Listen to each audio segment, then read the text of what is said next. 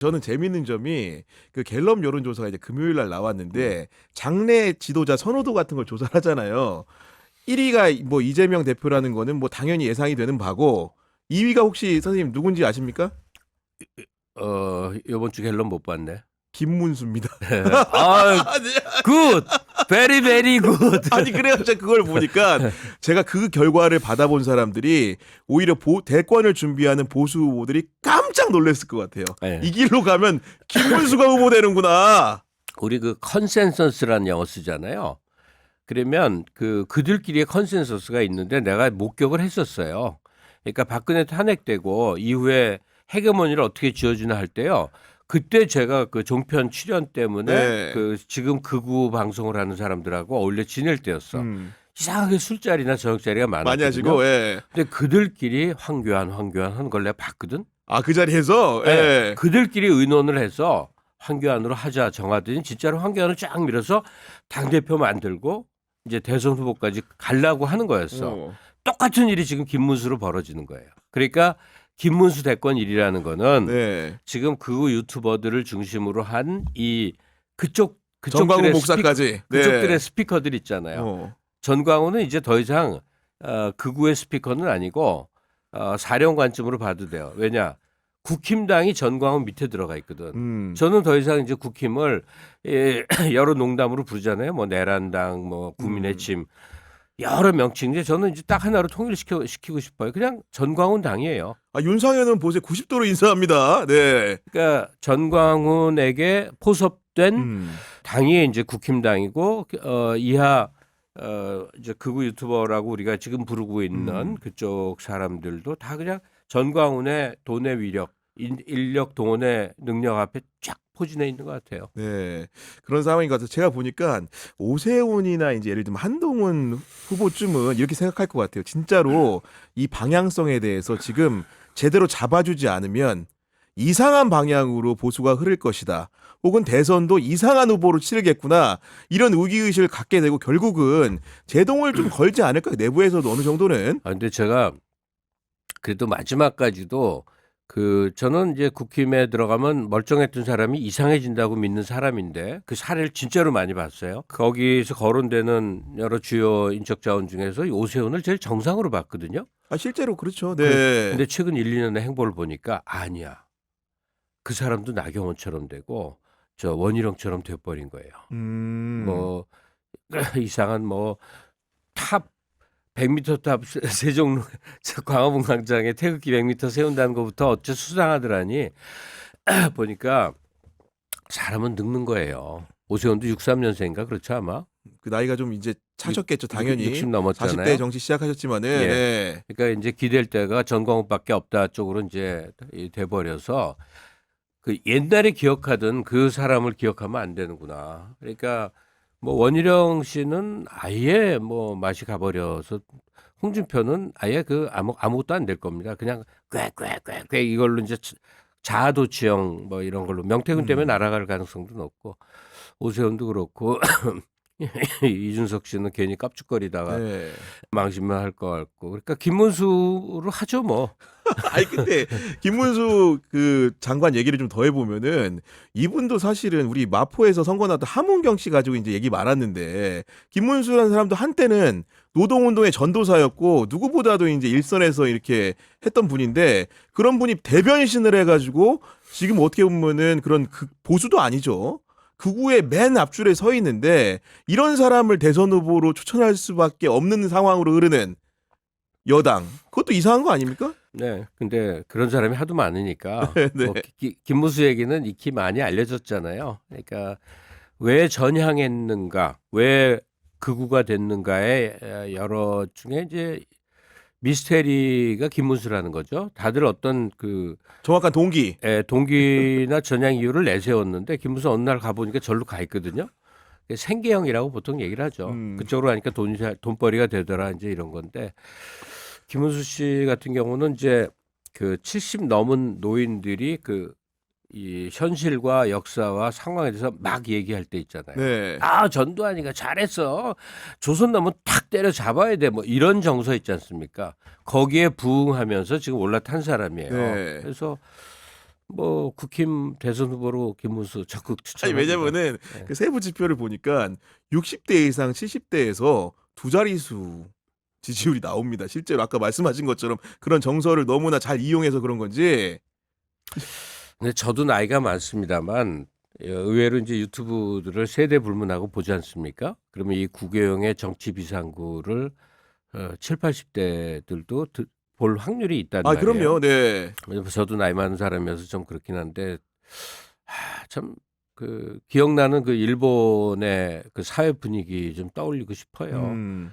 뭐 지금은 어떤지 모르지만 일본이 한창 전성기일 때 얘기예요. 한 80년대, 네. 뭐 70년대, 80년대 얘기인데 그 버스에 이제 탔는데 빈자리가 있을 때 누구에게 양보를 하느냐? 노인들이 학생들, 젊은 애들한테 양보를 한다는 거예요. 아, 그래요? 니들이 앉아야 된다. 노인들이. 난 이제 살 만큼 살았고 니네들이 앞날을 이제 이끌어 가야 되니까 이렇게 하는 게 분위기였다는 거예요. 네. 그러니까 사회 정치적 발언도 나도 의견이 있지만 이제 세상의 주역 나는 지켜봐야 될 사람이고 세상의 주역들은 젊은 당신들 아니냐. 네. 그래서 최대 의견을 자제하고 뒤로 물러나 있는 거를 일종의 그 미덕으로 여겼다는 거예요. 그런 점에서 한국의 7, 80대들은 정말 염치도 없어요. 그들 중에는 누릴 걸 누린 사람도 있고 박탈의 그 어떤 응어리를 안고 사는 여러 종류의 사람들이 있을 텐데 네. 분명한 사실은 인생의 전체 과정에서 오늘날의 한국 현실을 책임지고 다음 단계로 어떻게든 끌고 가야 될 사람들이 자신들이 아니라는 자각을 좀 해야 되는데 음. 그 태극기 들고 수치도 못 느끼는 거지. 왜 조선조에는 그 어버이의 나라 중국을 어버이의 나라로 섬겨야 되고 일본이 들어오니까 뭐 천황폐하 만세하고 이제 미국이 들어오니까 갑자기 우리나라 시위를 하는데 태극기 들고 이런 부류들이 역사 속에 계속 존재해 왔잖아요. 네. 놀라운 건 그들은 수치심도 뭐 없다. 내가 태극기를 들고 윤석열 만세하는 게 되게 수치스러운 행위라는 인식도 없는 사람들이야. 근데 하여튼 네. 그런 7, 80대들을 코로나로 먼저 많이 가셨다고는 하는데 지금도 뭐 한 해 많이 가신다고 해서 네. 이제 국힘 지지의 자연 감소분이 높아서 이제 미래를 나쁘게 불투명하게 보긴 봐요. 근데 그러기 전에 좀 의식이 또렷한 사람들도 있을 거 아니에요. 정말 좀 끔찍해요. 근데 저희가 이번에 이제 탄핵 가결 과정에서 보면은 여의도에 모핀 젊은 군중들 응원봉으로 뭉친 그 젊은 세대들의 초롱초롱한 눈빛을 보고 감탄을 마지 않았는데 반면에 어제 또 말했던 그 백골단이라고 불리는 자들 중에 흰색 이제 화이바를 쓴 상당수의 인력들이 젊은 낯빛입니다. 근데 제가 자꾸 이제 그 얘기를 하는 게 이유가 뭐냐면 이게 좀 자연스러운 거다 이거예요. 자연스럽다. 예. 예, 그 파시스트들이 등장하는 게 그러니까 성장 절벽의 결과물이거든요. 60년대, 70년대 그 바더마이노프 독일의 이제 도시 게릴라들 또 이탈리아의 검은 구월단, 일본의 적군파. 네. 그러니까 사회가 고도 성장을 딱 한 다음에 그 다음 단계를 보니까 뭐가 콱 막혀 있는 거 절벽이 같거든? 됐을 때. 예. 예. 그럴 때 극좌건 극우건 준동을 하는데 특히나 그 옛날 책에서 읽은 독일 사례가 끔찍해. 네오나치들. 네오나치. 예. 납치 막 강도 살인 뭐 막 벌어졌거든. 네. 물론 유럽은 이렇게 이리저리 튈 때가 있으니까 그렇고 우리나라는 튈 때가 없으니까 그렇죠. 예. 훨씬 이제 폭력 행위의 강도가 약하긴 약하는데 그러니까 뭐 백골단을 포함해서 뭐 일베 같은 데서 펜코 같은 데서 길러진 그 파시스트들이 준동을 하는데 전체 세력 판도에서 이들이 어느 정도냐 보니까 그냥 바퀴벌레처럼 바퀴벌레 이제 빛이 착 들어가면 빠르르 해서 뭐 그렇게 보여져요. 점 같은 존재에 불과하다. 예. 근데 반면에 탄핵을 추구하는 그 시위대의 모습에서 저는 누구나 같은 감동을 느꼈을 텐데 막 역사책에서 본 게 눈앞에 있으니까 난 너무 놀라워. 제가 80년대 학생들 시위할 때 열심히 하던 때 네. 그때도 나는 책 속에 있는 나를 발견하지 못하고 나중에 느꼈거든. 근데 지금은 바로 보여요.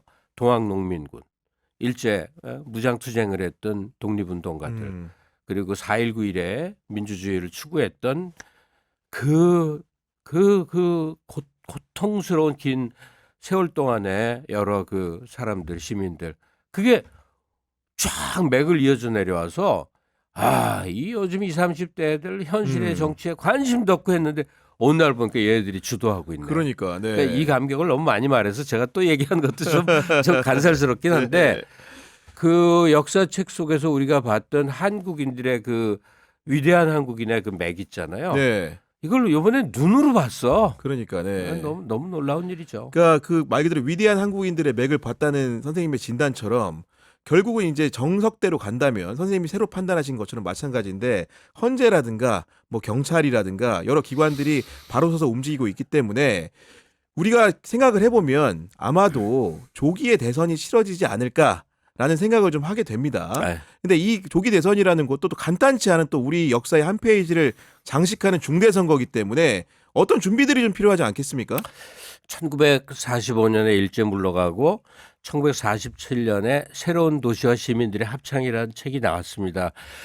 언젠가 제가 여기서 맞아요. 말씀을 네. 드리고 제목이 기가 막히지 않아요? 새로운 도시와 시민들의 합창. 지금 우리가 다시 한번 불러야 할 때거든요. 그러면 다양한 정책 견해는 당연한 거잖아요. 그럼 저도 n분의 1의 다양한 정책 견해. 근데 사실 이게 주류인데 그냥 이재명 시대가 한번 왔으면 좋겠다. 왜냐? 여러 가지로 검증된 똑똑한 사람이 한국을 한번 다시 한번 이렇게 쥐고 가야 어떻게 된다. 우리 윤석열 통해 봤지만 나쁘고 무능한 자가 통치권자가 됐을 때 수십 년간 쌓아온 여러 국가적 성취가 얼마나 일거에 무너지는지를 봤잖아요. 네. 그래서 지금부터 두 가지만 얼른 마무리 얘기로 할게요. 이재명 정권이 올 확률은 지금 저는 매우 높다고 생각을 해요. 현실적으로 그러하죠. 지금 보면의 지표가. 정상적으로 선거가 치러진다면 100% 되는데 또 사법적 장난이라는 게 하도 그래서 이제 노심초사를 하는 거죠. 그 지금 우리가 직면한 문제가 무엇냐를 정말 전문가들이 고민을 해야 돼요. 그러니까 윤석열 정부 말고 그냥 한국이라는 정치, 경제, 사회, 문화적 현실 속에서. 근데 그 구구형처럼 이제 노련한 기자들이 보는 이제 국면들이 있을 거예요. 그러니까 제가 좀 서툴게 본다 하더라도 그 반응을 좀 해주세요. 네. 우리가 그렇게 가난해졌는가? 가난해졌다. 그건 아닌 것 같지 않아요? 아, 그렇죠. 네. 그러니까 여러 그 양극화에 의한 그 이제 소득 편차가 있고 뭐 여러 문제가 당연히 여러 문제가 있지. 우리나라는 기업의 수익 지출률 그러니까 임금으로 나가는 게 68%래. 최선진국만큼 나가는 거야. 그러니까 되게 건강한 나라거든. 네. 분배 구조가 구조에서. 네. 그 후진국이라는 게 30% 40%밖에 안 돼요. 대만이 40%야. 그 점에서는 분배율도 되게 높은 나라거든. 그러니까 소비 여력들이 있는 거예요. 저는 우리가 직면한 게 그 비전의 상실이에요. 이게 뭐냐면 몇십 년 동안 굉장히 나빠서 데모도 하고 누구를 공격도 했지만 전반적으로는 잘 돼가는 걸 늘 경험을 했거든. 맞아요. 예. 근데 이제 안 될 것 같은 거야. 불안감이 엄습해 있어요, 이미. 예, 안 많은 될것 국민들한테. 예. 그 비전의 상실, 희망의 상실은 정말 두려운 거예요. 그러면 애따 모르겠다 이렇게 되고 그렇게 해서 추락한 사회의 모습들을 보면 아유 그래 나 하나 되고 말이야. 지금도요. 그 미국이 무슨 트럼프가 옛날에 했던 거 다시 법 만들어서 그 엘리트들 있잖아요. 무슨 연구원 자격 따고 뭐 이런 사람들 미국 진출을 엄청 쉽게 한 거 아세요? 그 지금 뭐 물밀듯이 빠져나가는데 우리 애가 지금 미국 유학 중인데 지금 잠깐 네. 다니러 와서 얘기를 해주는데 아빠 이건 너무한 거 있지. 그러니까 우리나라에서 뭐 좀 공부 좀 제대로 한 놈들이 지금 미국으로 빠져나가는 인력 유출이 쉬워졌다는 거죠, 쉽게 얘기해서. 말도 네. 못하는데 너무 많대. 그러니까 너무. 음. 걔도 이제 소위 유명한 학교를 여기서 다녔는데 동창회를 거기서 해야 된다는 거야. 다 넘어와 있대. 아, 정말로? 예. 그러면서 뭐 얘가 수치를 한참 말해줬는데 내가 이제 이걸 다 귀담아 안 들어서 기억을 못 하는데 지금 한국의 비전 없음 때문에 여러 가지 교착. 그러니까 윤석열 정부 때 그게 가속화된 문제인데 그냥 어떻게든 빠져나가는 거예요. 그러니까 이 브레인 드레인이라고 그러잖아요. 그렇습니다. 네. 두뇌 유출. 두뇌 유출이라고 하는 거. 이게 지금 뭐 그걸 지금 별로 기사화 안 하는 게 이상하다는 거예요. 근데 하여튼 그밖에 뭐 자본 두뇌 유출만 있겠어요? 자본 유출서부터 나도 돈 뭐 몇백억 자산가라면 해외에다 땅 사지 국내 사겠냐고. 그러니까 뭐 여러 가지 비전 상실이 진짜 문제예요. 그래서 저는 그 이재명 대표를 그 굉장히 기대를 하고 훌륭하신 분이라고 생각을 하는데 이제부터는 불만만 말할 거예요. 네. 왜냐하면 불만 나머지는 다 좋습니다. 본인이 잘하고 그러니까, 있으니까. 네. 그 살아온 그 피난 역사 때문에 고통받는 사람들에 대한 공감과 연민과 사명감 너무 잘 알겠어. 그리고 여기까지 왔어. 생애 축적이니까요, 그거는. 네. 그런데 민주당은 김대중이 정리한 당이거든요. 중산층과 서민의 정당. 맞아. 근데 그동안 사실 서민의 정당이 더 큰 가치였어요. 근데 이제 중산층 정당으로 바꿔야 된다. 탈바꿈을 좀 해야 된다. 예, 네. 예. 왜 그래야 되느냐. 국힘 때문에 그래요. 지금 국힘이 보이는 행동을 보시라고 중류나 중상위층들이 그동안은 국힘이 내 당이야 믿고 왔는데 그랬다가는 어떻게 되겠냐고 나라 꼴이. 약간 어느 정도의 교육 수준과 도시에서 살고 약간의 형편이 되는 사람들이 내 당이라고 여길 수 있는 정책을 싫어도 민주당이 자임을 맡아줘야 된다고. 국힘의 자리를 맡아줘야 된다고요. 그래서 지금 국힘은 그냥 영남 자민련식으로 한 3, 40석째로 늘리고 중도 보수가 안 맞아. 중도 우파라고 해야 맞아. 아, 중도 우파. 네, 중도 보수란 말이 되게 이상한 건데 중도 우파로 민주당이 변신을 하면 네. 뭐 이재명은 거의 죽일 놈 소리를 듣겠지.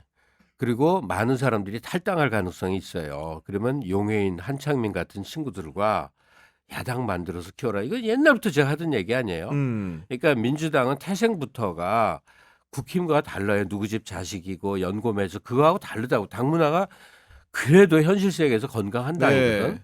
그러니까 민주당이 중도우파의 책임을 자임을 하고 포지션을 옮겨가고, 네. 비판 정당 강경 야당으로 용해인 한창민 같은 유형의 사람들이 민주당의 일정 부분을 흡수를 해서 싸우는 구조로 이렇게 가야 맞아. 이재명 대표 어차피 희생의 역사를 살아왔잖아요. 그러면 어려운 서민들을 위해서 눈물 흘리는 일은 안 하셔도 돼 이제. 왜냐 그 할 사람이 너무 많이 들어와 있어 야당에. 지금 야당에. 중도우파 자리를 가져가려면 그럼 뭘 해야 되느냐. 네. 그냥 제도약이에요. 한국경제 제도약. 우리는 1차 성공에 2차 성공의 체험이 있는데 20년 동안 지금 정책이에요. 1차 성공 박정희 중화학공업, 2차 성공 디지털 전환 DJ가 가장 크게 키운 거예요. 1차, 2차까지 온 다음에 우리도 나도 선진국이야를 신나게 누렸어. 근데 그 뭐 좀 깜깜하지 않아요? AI 얘기하면 우리나라 명함도 못 내밀어. 한참 하단에 있죠. 남의 거 빌려 써야 되는 상황입니다, 지금. 예. 뭐 로봇도 뭐 레인보우 로보틱스가 뭐 보니까 뭐 전체에서 아무것도 아니더만. 그러니까 소위 최첨단 분야에서 우리가 과거에 몇십 년 누렸던 영화가 안 올 것 같아. 너무 겁나지 않아요? 그러니까 한국경제 이제 세 번째 제도약의 기틀을 이 국가가 마련하는 거 있잖아요. 기업 단위에서 네. 하는 거 말고 디지털 전환이나 그 전에 중화공업도 다 국가 주도로 된 부분이 엄청 많잖아요. 그러니까 이재명 대표는 한국경제 제도약에 올인하겠다. 임기가 5년일 수도 있고 8년일 수도 있는데 그 씨앗을 뿌리는 역할을 해 주셔야 됩니다. 그러니까 네. 그 보수 우파 정당, 그러니까 중도 우파 정당인 거죠. 이런 지향점을 말씀해 주셨는데 그 얘기를 우리가 앞에서 생각을 해보면은 김영삼이나 김대중 같은 사람들이 걸어온 길에 빗댄다면은 좀 어떤 식의 좀 이렇게 우리가 좀 이해를 좀 할 수 있도록 정치적 비전 좀 어떻게 좀 가져가야 될까요? 그 YSDJ는 뭐 너무 많이 알려져서 쉬운데 그분들은 이제 그렇게 표현하면 되게 이상하지만 그렇게 표현을 할게 뭐 상대적으로 쉬웠어요. 그러니까 하나의 척결, 금융 뭐 실명제, 그다음에 DJ 때 했던 중요한 조치들, 남북 관계, 그렇죠. 뭐 이런 네. 것들, 그거는 너무나 큰 틀의 해결책이. 근데 지금은 이제 섬세한 해결책이 필요한데 김영삼이 3당 합당을 통해서 민정당을 흡수한 거잖아요. 그래서 민정당이 강화됐다기보다 그 상당한 기간 동안은 민주통일당, 김영삼당이 확장된 거예요. 다시 지금 민정당으로 돌아간 거지만. 그러니까 그 지금 말하시는 대로 YS가 민자당을 그러니까 3당 통합을 통해서 민자당을 결성해서 주요하게 내세웠던 국가 정책 같은 게 저는 오히려 그 지금 이재명 정권이 들어선다면 상당한 모델이 될 것 같아요. 주류 정책으로서 네. 한마디로 세계화였거든. 그때는 이제 김영삼 시절에는 세계화라는 용어가 아직 안 생겨서 국제화라고 했던 거 아세요? 아 그래요? 예. 그때 국제화라는 말을 썼어. 아 지금 세계화란 말이 너무 입에 다 있어가지고 너무 어색하게 느껴지 국제화라는 거는. 네. 아니 그것도 그렇고 그때 처음 나온 말이야. 양극화란 말도 원래 있던 말이 아닌 거 아세요? 노무현 대통령이 처음 시작한 말이야. 그 발언을 네. 용어라는 게 어떤 시기에 만들어지잖아요. 근데 그러니까 원래 그 그러니까 안목은 원래 그 전에 노무현 노태우 때 있었어요. 북방 정책이 그런 그렇죠. 거잖아요. 네. 근데 그걸 본격적으로 문을 연 거는 그래서 이제 그 금태환 그 돈도 변동으로 하고 뭐 자본시장 열고 하여튼 뭐 어마어마하게 많은 일이 그때 벌어졌잖아요. 그때 네. 너무 많이 벌려갖고 IMF도 맞이하긴 했는데 그 첨단 산업 분야에서 그런 식의 이제 개방 정책을 취하면 좋겠는데 제가 좀 무식한 얘기를 하자면 그 이제 첨단 분야에 국가 투자를 많이 해서 미래 먹거리를 이재명 정부가 만들어 주세요라고 할 때 그럼 뭘 하는 겁니까라고 하면 의대를 가서 의사가 되는 것보다 같은 실력을 지닌 애가 이공계를 가서 기업체 연구원이 되면 소득이 더 좋아지고 신분 안정이 더 보장되게 만들면 된다. 그러면 가능하다고 생각해요. 그런 아예 그런 교육의 토대 조건 자체를 바꾸는 실험을 해야 된다. 아니 그러니까 네. 교육제도 바꾸고 하려면 또 복잡한데 여러 방법이 있더라고요. 중국형 모델을 가져가도 되지 않나? 내가 LG 입사를 했어. 아니, 그러니까 석박 과정부터 대학 시절부터 다 해당이 되는데 네네. 한 개의 사례만 드는 거예요. LG에서 반도체 아니 SK 하이닉스의 반도체 HBM 연구원을 하고 있어. 그러면 내 연봉이 뭐 한 1억 5천쯤 될 거야. 그죠? 그러면 이 일정 자격을 갖춘 사람이 국가에 신청을 하면 보조금을 2억이나 2억 5천 받아. 그럼 자기 월급과 국가 보조금을 합치면 3, 4억이 되는 거야. 이 정도가 되면 미국에서 스탠포드 나온 친구인데 멕시코계야. 그래서 미국에 남나 자기 나라로 돌아가나 그러다가 또 다른 선택지로 보니까 한국이 있어. 한국 취업이 훨씬 익사이팅해. 유입이 되겠죠. 예. 유입이 되는 그 조건 마련해 주는 게 그 일이에요.